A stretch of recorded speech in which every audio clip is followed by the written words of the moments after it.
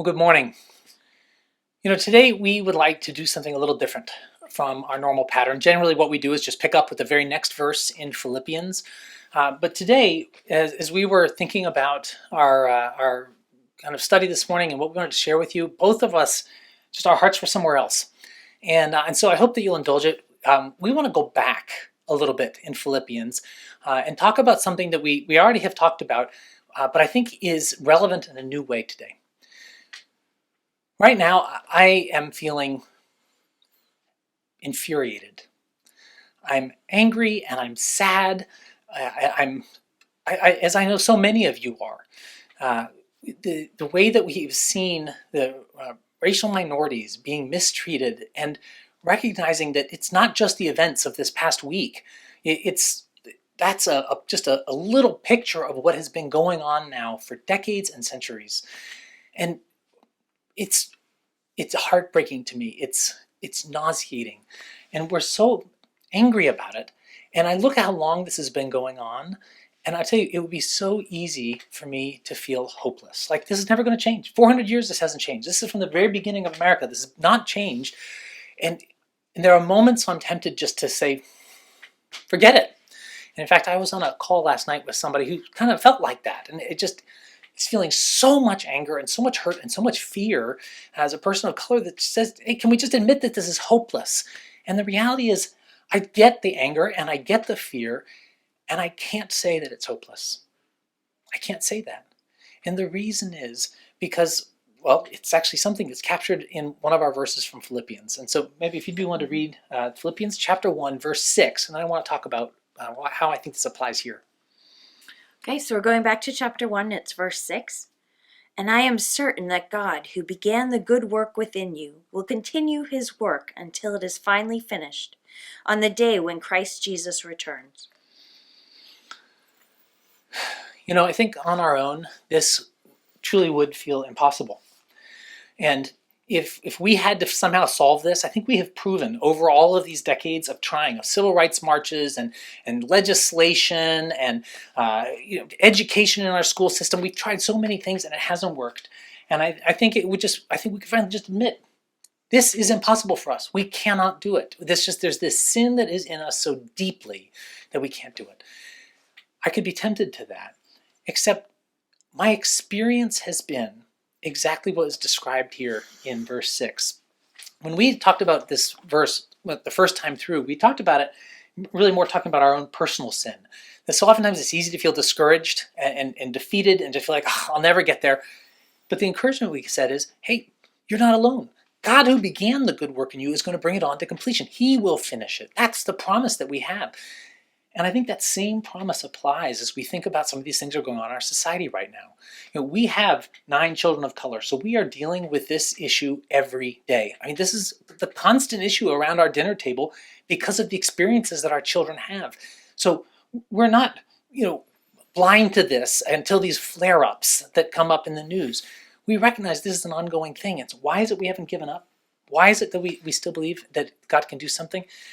Well, God promises to do something. If we were on our own, I would give up. And I think of the disciples on the hillside with 5,000 families gathered around, needing food, and Jesus saying, you feed them, and them saying, what? It's impossible. We can't possibly feed all these people. And they were right. On their own, that was impossible. But they weren't on their own. That's the whole point of the story. The point of the story is they had to be faithful. They had to bring what they had. They had to sacrifice what they could. But that was not enough. But it didn't have to be, because God was there. Jesus multiplied what they had. They did the part that they could do, and then God did the part that only God could do. And 5,000 families were fed. It was a miracle. And I believe that same God is with us in so many areas where we feel like it's hopeless. I want to give up. I have no hope. I have no possibility of doing this. And I think even in our own lives, multiple times, again and again and again, in situations where we have felt hopeless, we've seen God come through in ways that we thought were impossible. And it's just this reminder, oh yeah, God is in this. I think that one of the greatest times that we felt hopeless was in our marriage about 25 years ago. And we were hurting, and we just could not imagine that it could get any better. There was no hope, and we had basically given up.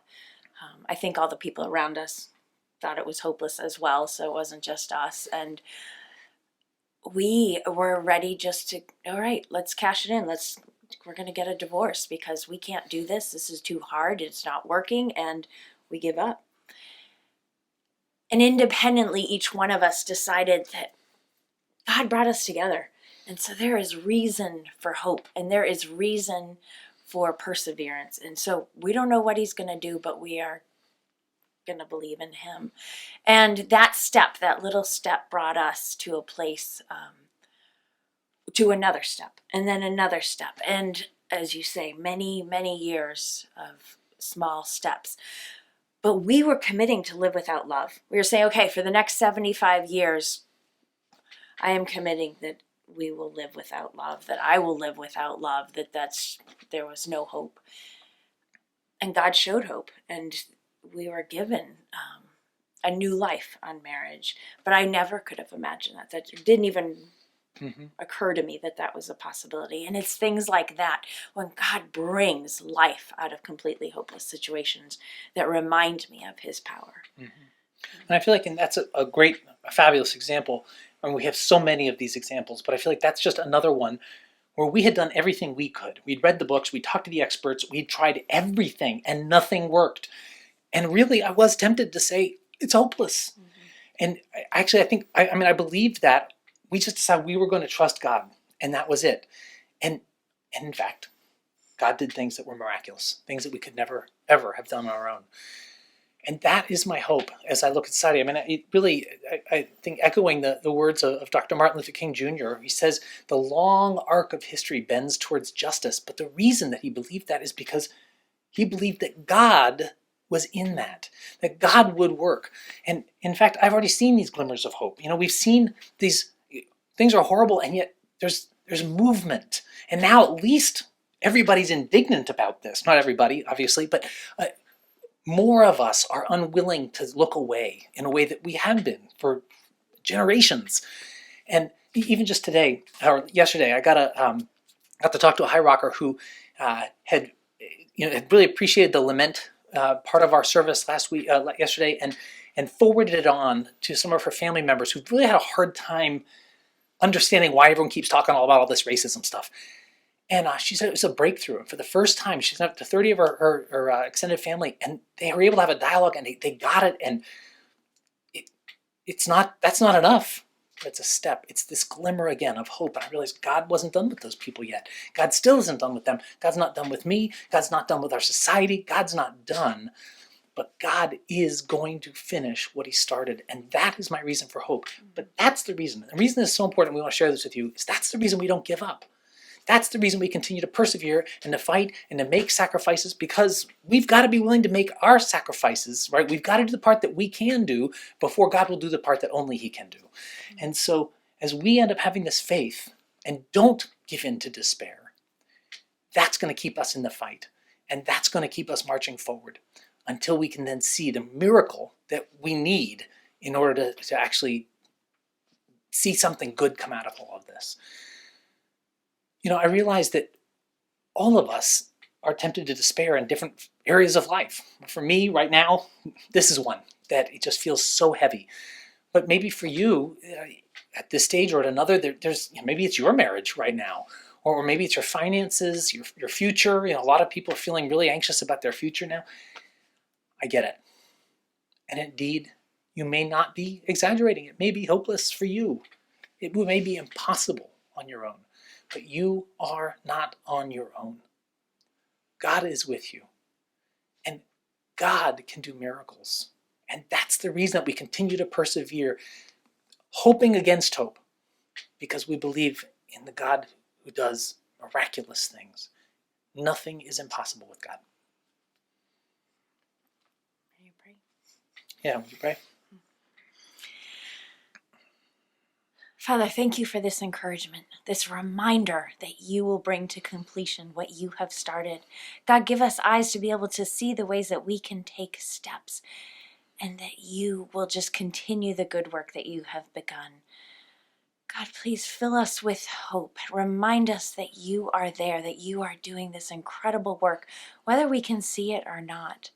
Thank you for the many, many ways you have given us hope in the past, and you have just done so much more than we could have ever asked or imagined. And God, we can look at that and know that you can bring about such good from things that look so hopeless.